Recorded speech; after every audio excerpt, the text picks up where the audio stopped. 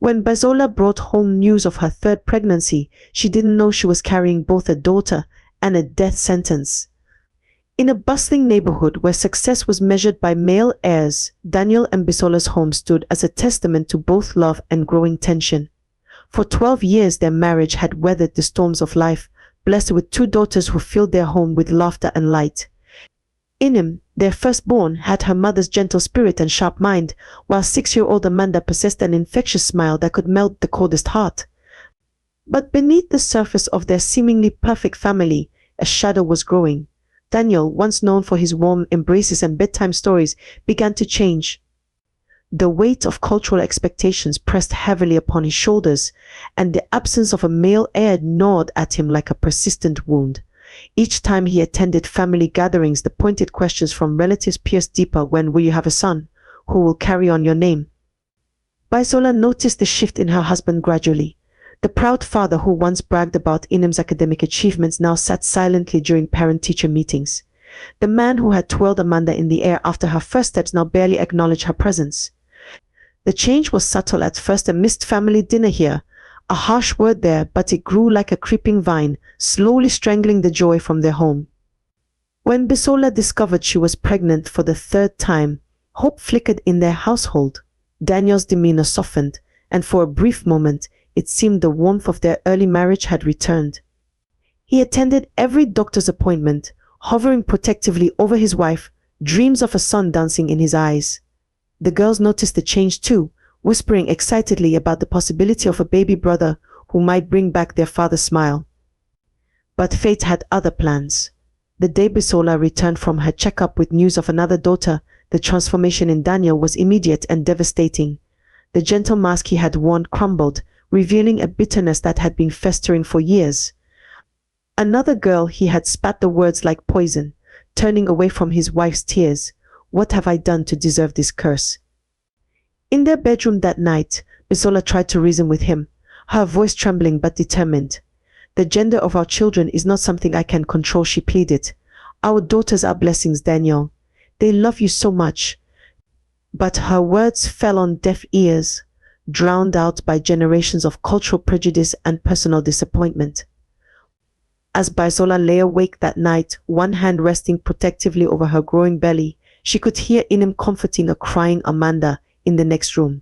The sound of her daughter's whispered consolations echoed through the walls, a painful reminder of how their once happy home had begun to fracture. She didn't know then that this was just the beginning, that Daniel's resentment would soon spiral into something far darker, threatening to tear their family apart in ways none of them could have imagined. The whispers reached Basola first, carried on the winds of neighborhood gossip. Her husband Daniel had been seen with another woman, a younger woman whose flat belly now swelled with promise. At first, Basola dismissed the rumors, clinging to what remained of her trust in their 12 years of marriage. But doubt, like a persistent shadow, followed her through sleepless nights. One evening, as the setting sun painted their living room in shades of amber, Basola gathered her courage. She waited until Daniel returned home, his shoes leaving dusty prints on the floor she had meticulously cleaned that morning. Darling, she began, her voice barely above a whisper, there's something bothering me. I've heard rumors about you expecting a child from another woman. Is it true? Daniel's silence filled the room like smoke, suffocating any hope she still harbored. When he turned away without answering, Basola felt something break inside her. She pressed on, desperation making her bold. Please, just tell me the truth. Don't I deserve at least that? Wait here, Daniel's voice cut through the air like a blade. You want answers? You'll get them, he stormed out, leaving Basola standing alone, one hand protectively cradling her pregnant belly. An hour later, the sound of tires on gravel announced Daniel's return. But he wasn't alone. A young woman stepped out of the passenger side, her pregnancy visible beneath her fashionable dress. Basola watched in horror as Daniel carried the woman's bags, treating her with a gentleness he had long since forgotten to show his wife. The woman Mirabelle smirked at Basola, a victor surveying her spoils. Something snapped inside Basola, years of hurt and betrayal crystallizing into a single moment of rage. Before she could stop herself, her hand connected with Mirabelle's face in a resounding slap. What followed happened so quickly, yet seemed to unfold in slow motion. Daniel's roar of anger, his hands reaching for Bisola, the first blow landing. 11-year-old Inim and 6-year-old Amanda screaming from the doorway, begging their father to stop. "Daddy, please, stop hitting Mom. She's all we have." But Daniel, consumed by fury, didn't stop until Bisola lay motionless on the ground, blood pooling beneath her. He then walked away, leading Mirabel into the house while their daughters knelt beside their mother's broken body. Inim, showing strength beyond her years, helped her mother to her feet. With Amanda supporting her other side, they made their way to the hospital, their steps measured by Bisola's labored breathing and quiet whimpers of pain.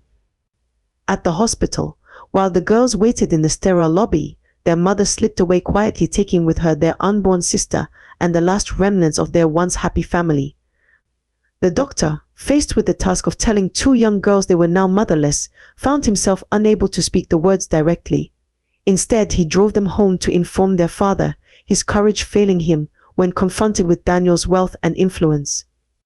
In one violent evening, the family had shattered beyond repair, leaving two young girls to navigate a world that had suddenly become much colder and more frightening. The morning after their mother's death, Inim and Amanda awoke to the shocking sensation of ice-cold water being thrown over them. They had cried themselves to sleep on the living room floor, too afraid to go to their bedrooms. Above them stood Mirabel, empty bucket in hand, and a cruel smile playing at the corners of her mouth. "Get up, you useless girl," she sneered, thrusting a mop into Inim's trembling hands. "Clean this mess up before your father sees it." When Inim tried to protest that 6-year-old Amanda was too young to help, Mirabel's hand struck her face with such force that the sound echoed through the room. "Never speak when I'm talking. Never." Days turned into a nightmare routine. Before sunrise, Mirabel would wake the girls for their chores. Inim, despite her young age, was tasked with scrubbing floors, washing windows, and doing laundry by hand until her fingers were raw and bleeding. Little Amanda struggled with heavy buckets of water, her tiny arms shaking as she tried to carry loads meant for adults. Their father, consumed by his work and Mirabel's constant attention, remained blind to their suffering. Hunger became their constant companion. Mirabel would cook elaborate meals, filling the house with tantalizing aromas, only to deny the girls any food. One afternoon, driven by desperation and Amanda's quiet whimpers of hunger, Inim dared to sneak some leftovers from the pot. They had barely taken 2 bites when Mirabel discovered them. "So we have thieves in this house," she thundered, upending the pot over Inim's head. The hot sauce burned her skin, but Inim bit her lip, refusing to give Mirabel the satisfaction of seeing her cry. Amanda wasn't as strong. Her sobs earned her a harsh slap and confinement in the dark storage room for hours. Only once did Daniel catch a glimpse of their suffering. Little Amanda, unable to contain her hunger any longer, had approached him at dinner, her voice barely a whisper. "Daddy, please. Inim and I haven't eaten all day." The flash of concern on Daniel's face gave the girls a moment of hope, but Mirabel quickly twisted the situation, playing the role of a caring stepmother dealing with difficult, lying children. That night, after Daniel had gone to bed, Mirabel's punishment was severe. She beat both girls with a wooden spoon, careful to hit places their father wouldn't see. "Try to turn your father against me again," she hissed, "and you'll wish you had died with your mother." The girls learned to be silent, to endure. They developed a system of subtle signs to warn each other of Mirabel's moods, to share scraps of food when they could find them, to comfort each other in whispers late at night. Inim would hold Amanda as she cried for their mother, singing the lullabies Bisola used to sing, trying to keep alive the memory of gentler times. In their father's rare moments at home, they watched him dote on Mirabel, rubbing her growing belly, discussing names for their unborn son. He had become a stranger to them, as distant as a star in the night sky, while they suffered under the cruel reign of their stepmother. The morning sun cast long shadows through the windows when an unfamiliar car pulled into their driveway. Inim, who was dusting the living room windows, watched as a tall man in an expensive suit emerged. His smile, directed at Mirabel, sent chills down Inim's spine. There was something predatory about it, something that reminded her of a snake preparing to strike. "Stephen, you're early," Mirabel purred, ushering him inside. She quickly turned to Inim, her voice sharp as broken glass. "Go to the market. Now, here's a list. Don't come back for at least 2 hours." She thrust some money and a paper into Inim's hands, practically shoving her toward the door. But Inim had grown cautious in her months of survival under Mirabel's reign. Instead of leaving, she crept around to the kitchen window, which was slightly ajar. Her father's name, spoken in hushed tones, caught her attention and rooted her to the spot. "What are you waiting for?" Mirabel Stevens' voice was impatient. "We're taking too long. Poison him, and let's take over the properties immediately. There's no time anymore." "Those brats," Mirabel spat the words. "Tell me your plan." Mirabel's laugh was low and calculated. "Patience, my dear Stephen. If we kill him now, how can we claim his properties? No, we must wait until I give birth. Once I have his son, I'll convince him to will everything to the baby. After that—" She paused, and Inim could imagine the cruel smile playing on her lips. "After that, killing him will be a piece of cake." Inim's heart thundered in her chest, but there was worse to come. Stephen leaned closer to Mirabel, his voice dropping to a whisper, but Inim could still make out his words. "And what about those troublesome daughters of his? They could complicate things." Stephen's whispered response was too quiet for Inim to hear, but Mirabel's delighted laughter told her everything she needed to know. They were planning to kill not just her father, but her and Amanda too. Inim's legs trembled as she backed away from the window. Her mind raced with terrifying images: her father's dead body, Amanda's lifeless form, their bodies hidden where no one would ever find them. The same fate that had befallen their mother now loomed over their entire family. Through the window, she could still hear snippets of their conversation, discussing timing, methods, and how to avoid suspicion. They spoke about murder as casually as others might discuss the weather, while dividing up her father's wealth between them. In that moment, standing in the shadow of her childhood home, 11-year-old Inim felt the full weight of responsibility settle on her shoulders. She was the only one who knew about the plot, the only one who could save her sister. Their father, blinded by Mirabel's deception, wouldn't believe them. There was no adult left in their world they could trust. As she heard Stephen and Mirabel's voices growing louder, approaching the kitchen, Inim made a decision. They had to leave.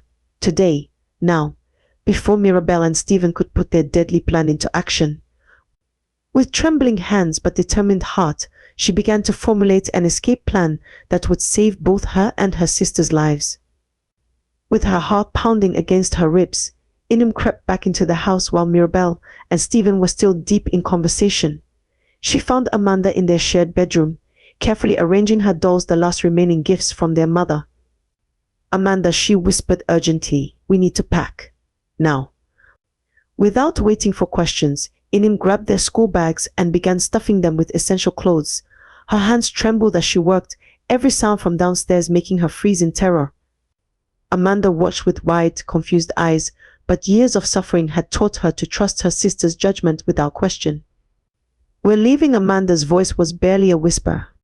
"Yes, sweetheart, we have to." Inim fought back tears as she zipped up their bags. She waited until she heard Mirabel's bedroom door close, her usual signal for an afternoon nap, before taking Amanda's small hand in hers. On a busy street corner, Inim spotted a well-dressed man waiting by the bus stop. Something about his kind face gave her courage. Gathering her strength, she approached him, Amanda's hand clutched tightly in hers. "Good afternoon," she said, her voice steady despite her fear. "Please, could you help my sister and me? Our mother has passed away, and we have no one to care for us. Could you take us to the nearest orphanage?" The man's face softened with concern as he looked at the two girls, their neat but worn clothes, their school bags, and their eyes that held too much sadness for children so young. Without hesitation, he began asking passersby about the nearest orphanage. The journey took 2 hours, during which the kind stranger brought them sandwiches and juice, probably noticing how thin they were. Amanda fell asleep on Inim's shoulder during the drive, while Inim stayed alert, watching the city transform into countryside through the car window. The orphanage was a large, clean building with a playground visible from the front gates. The stranger helped them inside, explained their situation to the management, and bid them farewell with a gentle wave that brought tears to both girls' eyes. "No!" Inim's voice echoed through the room, startling everyone. She pulled Amanda close, her arms wrapping protectively around her sister. "We're sisters. We stay together. We've lost everyone else. We can't lose each other too." Amanda clung to her sister, tears streaming down her face. They had escaped death together, survived abuse together, and now faced their greatest fear: separation. As the couple and orphanage staff discussed the situation, the sisters held each other tightly, their hearts beating in unified defiance of anyone who would dare try to tear them apart. They slipped out through the back door like shadows, their school bags containing the few possessions they could carry. The garden gate creaked slightly as they pushed through it, making both girls wince. But no alarm was raised, no angry voice called them back. They ran until their legs ached, putting as much distance as possible between themselves and the house that had become their prison. But their relief was short-lived. The very next day, a wealthy couple visited the orphanage. They immediately noticed Amanda, commenting on her adorable smile and sweet nature. "We want to adopt her," they told the management, not even glancing at Inim.